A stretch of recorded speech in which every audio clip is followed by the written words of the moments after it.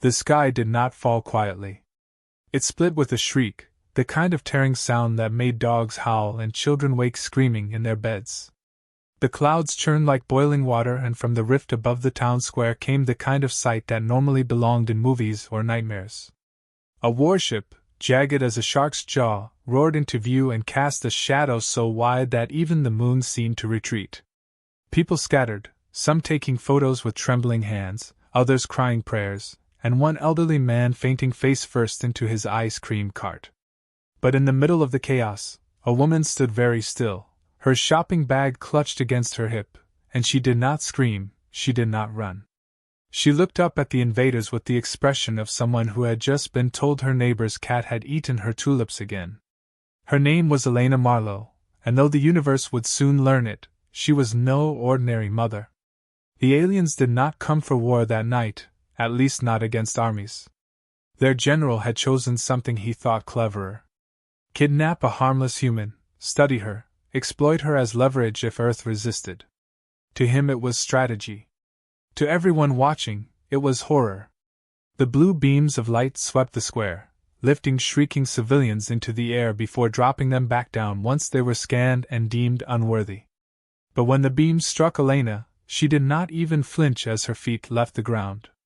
Her bag fell, spilling apples that rolled away across the cobblestones, one bouncing off the fainted ice cream man's forehead.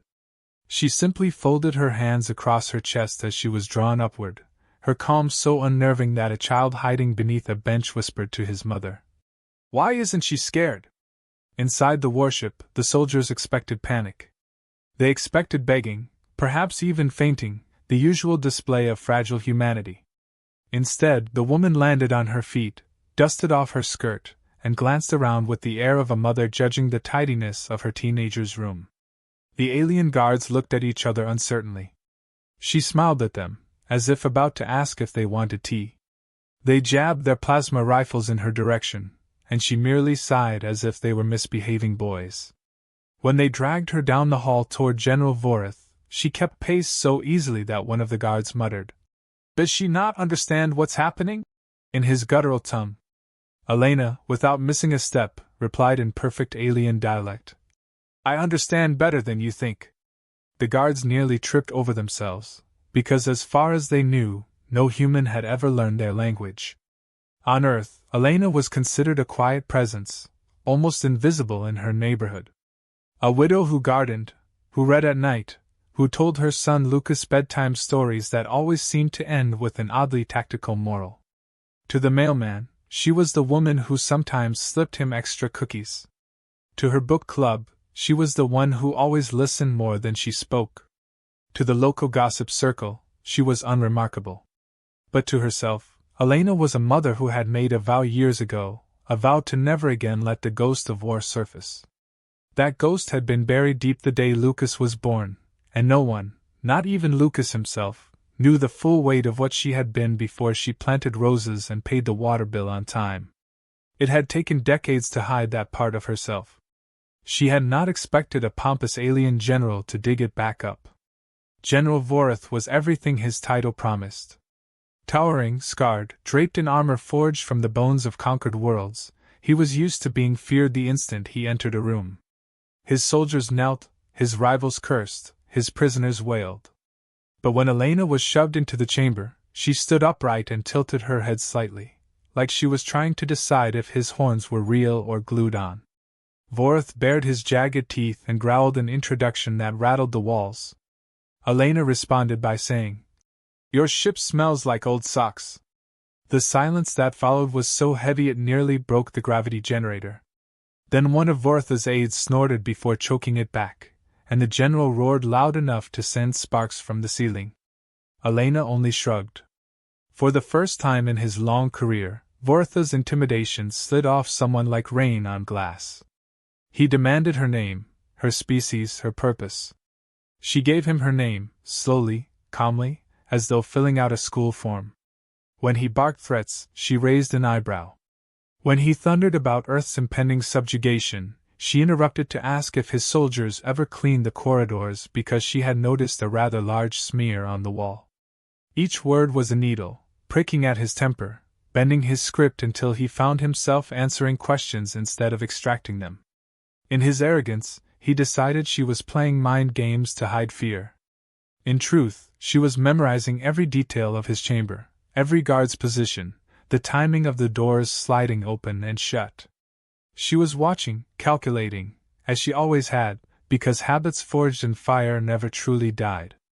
Back on Earth, panic was spreading. News channels replayed the footage of Elena's abduction, pundits debated whether she was random or chosen, governments scrambled. Lucas sat on the couch, fists clenched, watching his mother vanish into the sky on a loop.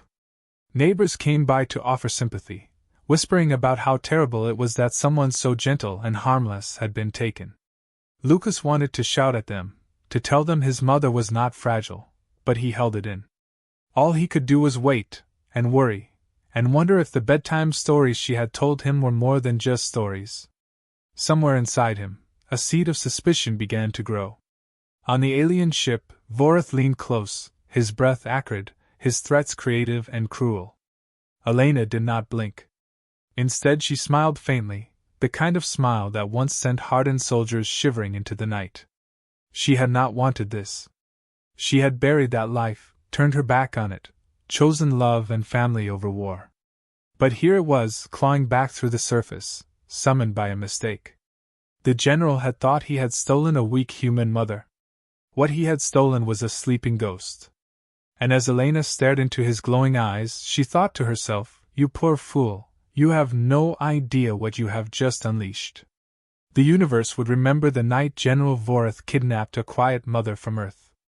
The universe would also remember it as the moment his empire began to collapse, piece by piece, all because he had mistaken silence for weakness. The ghost of war stirred again, and this time, there would be no warning. The cell was colder than it had any right to be, the kind of chill that tried to crawl under the skin and make a home there, but Elena treated it like a poorly heated kitchen on a winter morning. She paced once to feel the texture of the floor, then again to time the sweep of the ceiling lens, and a third time to confirm the rhythm of the ship. Warships had heartbeats if you listened long enough. A throb through the hull when the reactors cycled. A sigh along the panels when air scrubbers flushed. She counted the throb and the sigh and the faint hiss behind the bulkhead that did not match either. The hiss meant a service duct. The cold meant a lazy engineer. She filed both away and rubbed her hands as if she were only warming them, then stopped facing the door and smiled because a guard just outside stiffened when he saw the smile. Small victories mattered. Vorath had left her there after the performance in his chamber, barking orders while pretending he had not been unnerved. In the cell, Elena allowed the calm to slide from her face like a coat hung neatly by the door. She breathed, slow and deep, clearing the static that always came after a confrontation. She thought of Lucas going to bed without her and pressed a palm to her chest the way she used to when he was a toddler, and fell asleep on her shoulder. That was the weight that steadied her now, the daily ordinary tenderness that had once convinced her she could bury the other life forever. The ship hummed. She listened. She waited for the pattern underneath the pattern.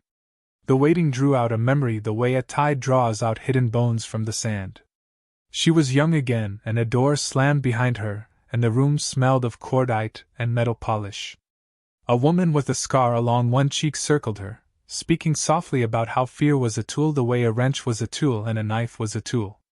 That woman had many names, but to Elena she was simply the instructor who taught her to disappear even while standing in the middle of a room. They had trained her tongue to mimic accents, and then languages and then dialects until strangers asked where in their own city she had grown up. They had taught her to slow her pulse and speed it at will. They had taught her to smile as if nothing in the world could disturb her when her heart was a drumbeat. At the end of the first year, the instructor set down a single coin and said the mark of mastery was hearing this coin fall amid a firefight. Elena had smiled and said she already could. It was not bravado. It was the terrible accuracy of her attention. Another memory rose uninvited. A snowfield on a distant moon, silent except for the creak of ice and the occasional echo of a distant electrical storm. She lay prone beneath a blanket that matched the terrain and watched the camp of mercenaries who used Vorath's language. They had a code of challenge and response that seemed like swagger to outsiders but masked the real test, a tiny shift of tone midway through the response that marked friend from foe. She did not kill them that night. She did something worse. She slipped into their camp and rearranged their communications gears so that challenges went to the wrong men, the wrong voices answered, and the wrong blades were drawn. In the morning no one could explain how 100 killers had lost trust in a single hour. Elena had explained it in her report with one sentence. Confidence is a bridge. Remove a single strut, and the whole span falls. She could have stayed on that bridge forever if not for Lucas. The memory of the hospital was unremarkable to anyone else. To her it was the most decisive battlefield in her life, and the only one she won without strategy. A wrinkled new life placed on her chest, and the world, noisy and bright and dangerous, narrowed to the warmth of a cheek and the slow, steady breath of a child. After that she resigned quietly, leaving her codename like a clipped tag on a duffel bag that someone else would pick up and carry. She learned the grocery store hours instead of shifts and codes. She learned which flowers liked morning light and which needed shade. She convinced herself that the past was a closed door. Doors, it turned out, could be kicked open by arrogant generals. The cell door hissed, and one of the guards slid in a tray with food that smelled like boiled earth and a cup of liquid that might have been soup if soup had ever felt resentful. Elena thanked him in his language, careful to use the polite form reserved for a junior speaking respectfully to someone just above his rank. His chin lifted a fraction, surprised. He asked how she knew their words. She said she loved learning, that it made days pass faster, and asked how long he had been posted on this ship. He answered before he remembered not to, and then closed his mouth hard, glaring at the camera in the corner as if it were a scolding parent. Elena let the conversation die there and lifted the cup. The moment he left she set the cup down beneath the vent to catch the condensation she had already measured with her palm. Water meant vapor. Vapor meant heat exchange. Heat exchange meant ducks. The ship kept telling her its secrets. She only had to listen nicely. She examined the tray, which was made of a light alloy that could be scored if you dragged it along the same spot long enough. She checked the seams of the wall, and found a hairline gap near the base, just where a service panel would sit if someone had been told to make the cell look seamless rather than sturdy. She broke a thread from the hem of her shirt and twisted it tight, thinking about teaching Lucas to tie his shoes while he insisted he could not because the rabbit would not go into the hole. She smiled at the memory and used the thread to measure the gap. It would flex. It would not yet open. She needed leverage. On the bridge, Vorath watched recordings of her with the careful focus of a man determined to dislike what he saw. He replayed the moment she spoke their language and scowled at his officers when they shifted uncomfortably. One aide whispered a rumor name in a tone meant to be scoffing and respectful at once. Ghost of War. Vorath laughed without humor and said every species invented bedtime monsters. The aide said some monsters were based on something that once breathed. Vorath silenced him with a gesture and demanded full scans of the human. As the technicians muttered, a faint alarm chirped. A door somewhere in the lower decks had cycled too quickly, a tiny hiccup in the ship routine. Vorath waved it off. He would regret that. The hiccup was Elena's first tap on the hull. She had turned the cup upside down and used the thin lip of it to score the softest point of the panel seam, timing each scrape with the rumble of the reactor so the microphone in the corner would hear a hum and not a whisper of metal. The condensation from the vent gave her a slick film to reduce friction. Every movement was domestic and deliberate, a chore like peeling a stubborn label from a jar.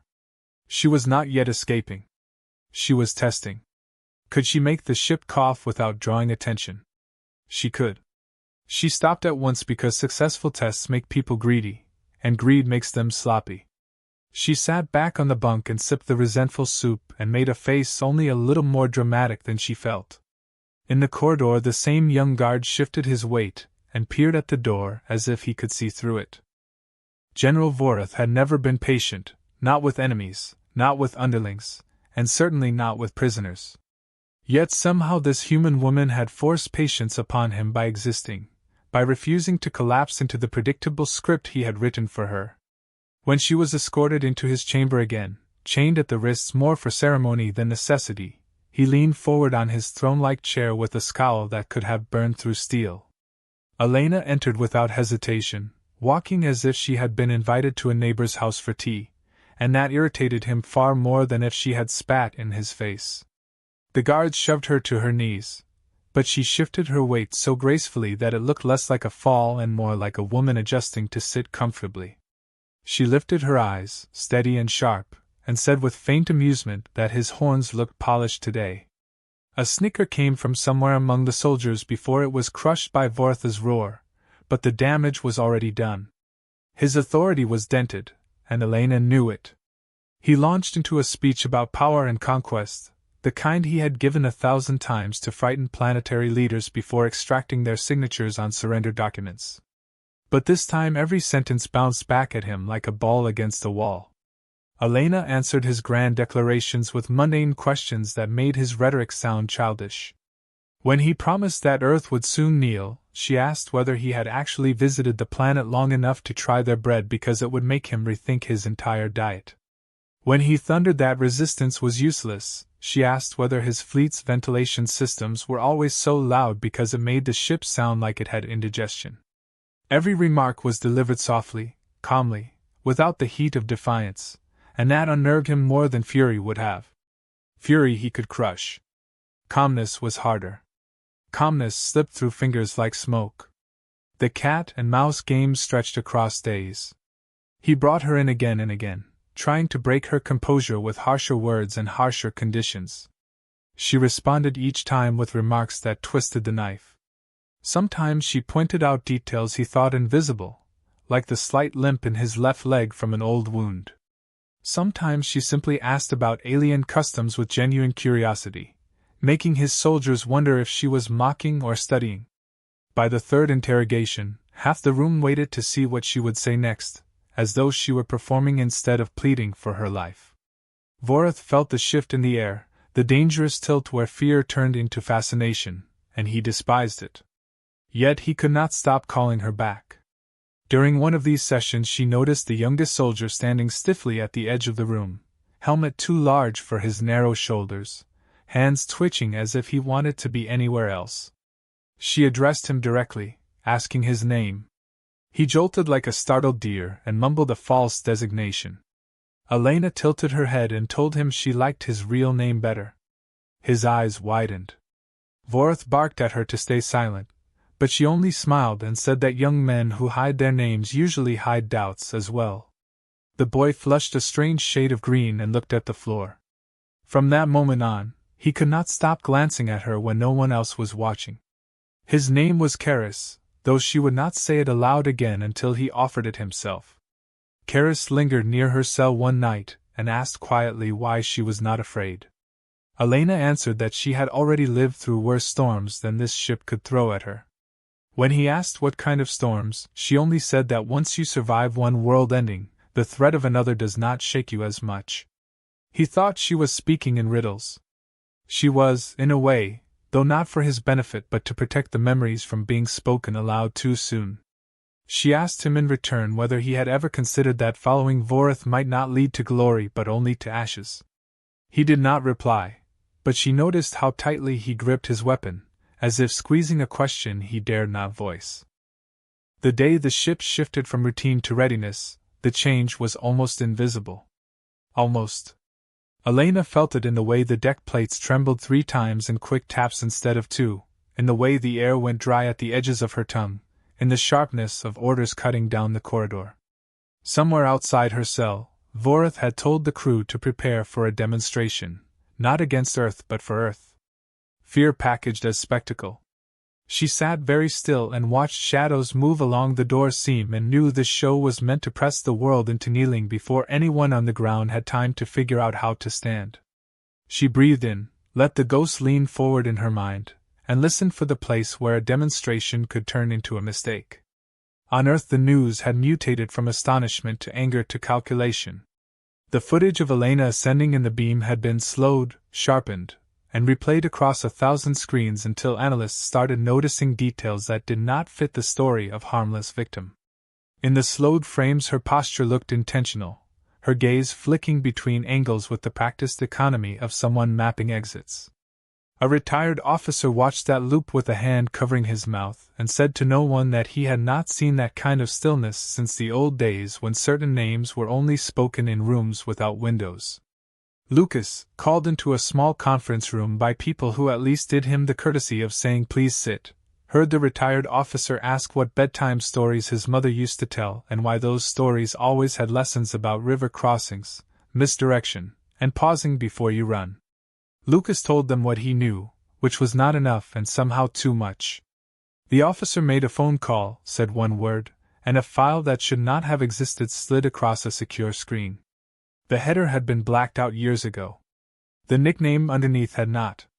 Elena turned the cup she had kept as a tool between her fingers and considered the schedule she had built in her head. Every guard had a rhythm. Every lieutenant had a pride. Every system had the day it liked to fail. She did not need a door to open to become movement. She needed two officers to disagree loud enough that the door opened for them. The first was a weapons chief who hid his nerves behind cruelty. The second was a navigation officer who hid his ambition behind perfect protocol. Elena gave them a small gift each, carefully chosen errors seated where their hands would find them. A fake maintenance report tucked just deep enough in the system that it looked authentic and implicated the other in negligence. A timing glitch that made a course correction appear late by one beat and sent a whisper of blame toward the weapons deck. The rest was simple human nature, even when the humans had tusks and violet eyes. In the observation chamber Voris stood with his hands behind his back, watching the curve of Earth glow. He said to his officers that the planet loved its myths, and that he would give it a new one, a night of thunder in which the sky burned without a single city actually falling. Mercy re-envisioned as magnanimous warning. The officers murmured approval because the plan was dramatic and therefore felt like destiny, and because none of them wanted to be the first to say their shield generators had coughed twice during the last test. An aide pressed a report into Vortha's palm about the half-deck outage. He did not look down. He did not want to look down. He lifted his chin and asked whether the prisoner had spoken. The aide said she had asked for a book. Vorth said that a book for a prisoner was a chain made of paper and refused. The aide did not point out that paper chains have strangled empires. Lucas rode in the back of a convoy with two agents who had the tense kindness of people walking across thin ice with a child. They were bringing him to a facility outside the city, not because he could help but because the people inside wanted to ask questions no one else could answer. On the seat beside him lay the recipe book with the fox story and the message he had found. He had not slept. Every time he closed his eyes he saw the beam lift his mother, and the apples rolling from her bag like small planets escaping orbit. He told himself not to cry because crying would use up energy he needed to think, then cried anyway and wiped his face and looked out the window and decided that if the adults failed, he would not. He did not yet know what that meant. He knew only that quiet was not the same as silence. Quiet was a tool. Karis hesitated outside the cell, torn between duty and the persistent tug of a voice that did not sound like orders. When he entered, Elena sat up as if she had been waiting for him specifically. He did not ask how she always knew. She nodded at the cup on the floor and thanked him for making sure it came back on the tray every time, as if that were a kindness he had offered deliberately. He swallowed and asked why she had asked for a book. She said reading steadied the mind and that a steadied mind made fewer desperate mistakes. He heard a warning in that and realized she was speaking to him. She asked him who he wanted to be when the story of this ship was told. He tried to laugh, failed, and said he was only one recruit among thousands. She said one recruit had once moved an empire by standing still in the right hallway. He left without promising anything. He also left the door a fraction longer open than protocol allowed. The silence in the ship after Vortha's outburst was different from the usual discipline. It had weight, like the pause after a thunderclap when the world waits to hear if the storm is ending or beginning.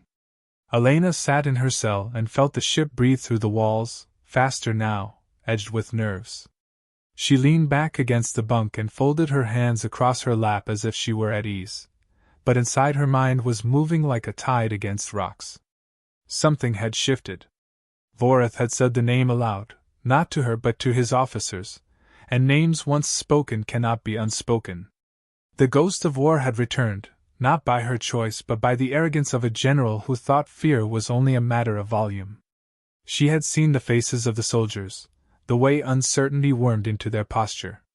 An empire can collapse long before the walls fall if its people stop believing in its invincibility.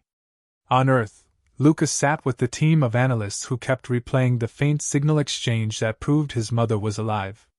Each person in that room wanted to treat it like a technical success, but for Lucas it was something heavier.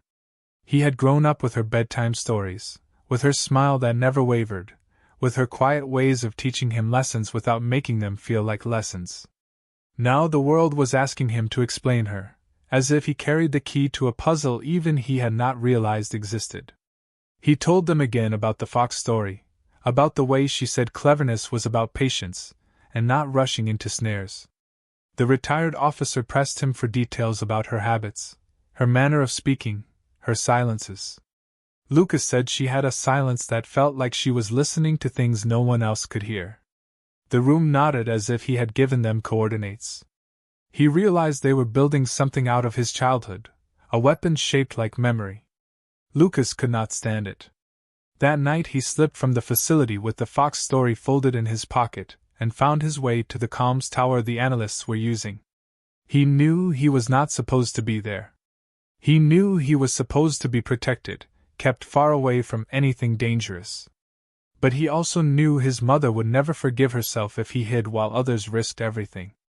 He leaned into the microphone and whispered her name. The technicians almost pulled him back, but the retired officer stopped them. The signal went out in a narrow band, carrying the quaver of a son's voice through static and stars.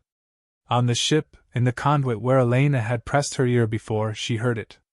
For the first time in years her throat tightened with tears. She placed her palm against the metal and answered with 3 taps, steady and unmistakable. The technicians gasped as the signal returned. Lucas closed his eyes and whispered that he would not let her fight alone. The officer frowned because that was not what they wanted to hear, but no one stopped him. Karis approached her cell that cycle with a different look in his eyes. He had made a choice but had not yet found the courage to say it aloud. She studied him for a moment, then asked if he had ever planted a seed. He said seeds were useless in steel. She replied that seeds find cracks even in stone. He looked at her hands, at the lines of someone who had touched both soil and weapons, and finally admitted that Voritha's empire was not what he believed when he enlisted. He said he had thought they would bring order to a chaotic galaxy. Instead he had seen only hunger dressed in banners. Elena told him that hunger never stops once it begins to feed on itself. He asked what she intended to do if he helped her. She said she would end Voritha's command and give his soldiers a choice. His throat worked as he swallowed. He nodded once, sharp and certain. In that moment, a chain snapped, though either spoke of it louder than a whisper. The uprising did not begin with explosions. It began with misplaced keys, with doors opening half a second later than they should, with rations delivered to the wrong deck. Soldiers blamed each other, lieutenants argued, engineers grumbled. Elena used the confusion to slip into maintenance routes with Karis guiding her. Each step felt like walking across a riverbed of stones that might shift beneath her weight. She remembered training exercises where the objective was not to strike but to erode, to make the enemy stumble over their own assumptions. The ship was now stumbling. When she reached the holding cells where other prisoners had been kept in silence for months, she stepped into the dim light and spoke with authority that felt like iron and flame. She told them they had a chance not to escape but to fight, to turn their chains into weapons. They stared at her with disbelief. She reminded them that disbelief is only the first stage of freedom. One by one, heads lifted. One by one, they began to nod. Vorith sensed the unrest spreading like smoke. He stalked through the halls, demanding order, punishing minor infractions with roars and threats. But he could not roar the smoke away. His soldiers exchanged glances when his back turned. Some followed him out of fear, others because habit is strong, but the certainty was gone. That loss of certainty was Elena's victory, and it cost her nothing but patience. Still, she knew patience had limits. Sooner or later Vorith would tighten his grip, and when he did, bones would break. She had to move before his desperation turned lethal. In the armory, Elena and Karis dismantled weapons not by smashing them but by removing small critical pieces and slipping them into their pockets. Later, when soldiers tried to fire, the weapons would sputter and fail. She laughed softly when Karis asked if this was sabotage or comedy. She said the best revolutions are a little of both. He stared at her in bewilderment, and then let out a short laugh that surprised even him. For a moment they were just two conspirators in a game too big to name, and the weight of the ship seemed lighter. Then alarms blared, cutting the moment short, and they knew Vorith had caught the scent. The confrontation that followed was not yet final, but it was close enough to taste. Vorith stormed into the lower decks, demanding to see the prisoner who had become a ghost in his halls. Elena stepped forward from the crowd of rebels she had armed with stolen tools and broken chains. Her voice carried over the din with sharp calmness. She told him his empire was already crumbling, that his soldiers were no longer his but their own.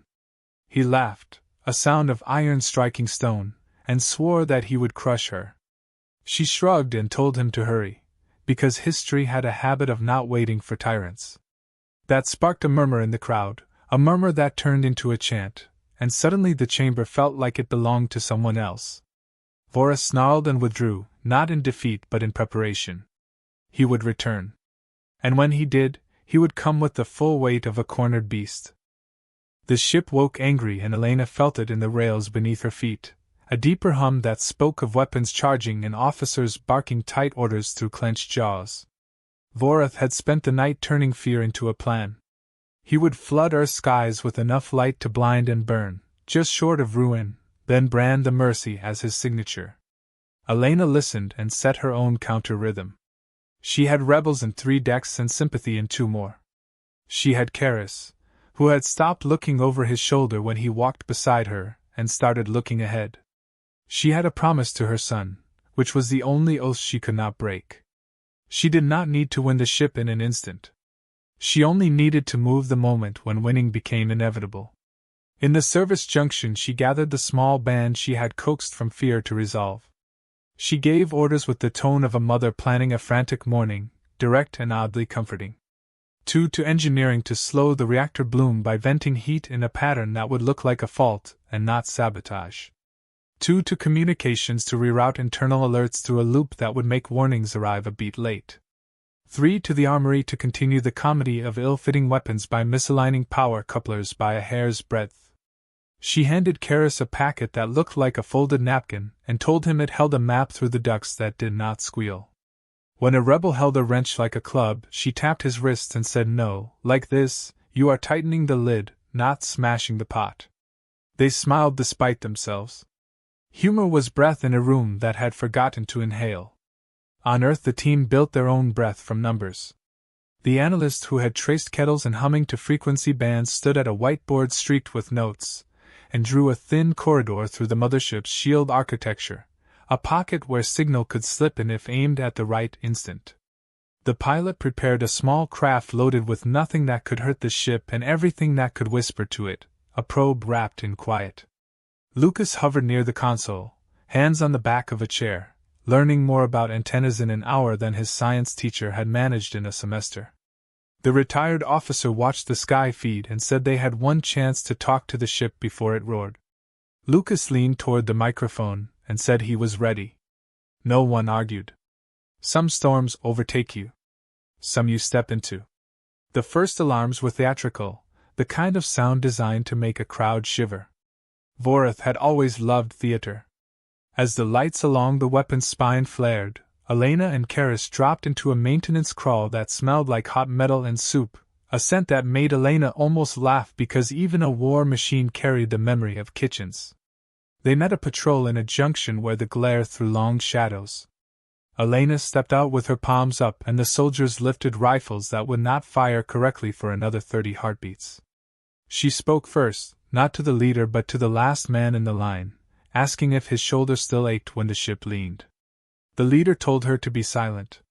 The last soldier blinked, distracted by the waking memory of a constant pain, and their formation broke by an inch. An inch was all she needed. Karis slid behind them and snapped the power cells from 2 rifles. Elena slipped past with a scolding thank you for keeping the corridor so clean it was a shame to scuff it. They were through before fear caught up. Vorath took the bridge and gave his speech to the crew, words polished like his armor, about strength and legacy and the lesson he would teach a noisy planet. His officers echoed him with stiff spines. Then the bridge speakers clicked and Elena spoke over them with a voice that did not rise, because steel does not need to shout to be steel. She said she had walked their corridors and had seen who they were beneath the armor. She said some of them missed home. She said their general was about to spend their lives for the sake of a story about himself. She did not call for revolt. She called for thought, which is more dangerous. Then she listed 3 private details no enemy should have known: the limp that worsened in cold, the ritual with the blade edge before a battle, the letter sent once to a mother and never sent again. The room breathed. Vorath roared for her signal to be cut, and ordered her brought to him alive so he could write the end of his myth with his own hands. She met him in the command gallery where the floor sloped toward a viewport, a gallery designed so all eyes would look to the throne. She did not look at the throne.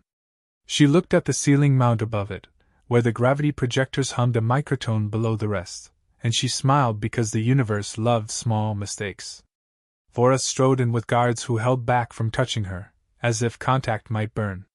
He dismissed them and circled once, a predator judging distance. He promised her an end. She answered with a question about his scar and watched his pupils pinprick. Then it was motion. He moved like a landslide, a mass of fury and weight, and she moved like water. She did not meet his strength with strength. She made his weight her lever, stepping aside so his hand smashed a console, curving so his grip closed on air. He adapted with ugly speed, and once his fist glanced her ribs hard enough to blacken her breath. She made a small noise that was almost a laugh and told him he hit like a man who believed he would never be hit back. Then she hit back, not with fists but with the room, snapping a release that shifted the gravity 3 degrees for 3 seconds. He staggered and she slid him across the slick slope with a twist of his own arm. His roar tore at the walls. She tasted blood and thought of Lucas at the kitchen table refusing vegetables. She said, almost gently, that some refusals save a life.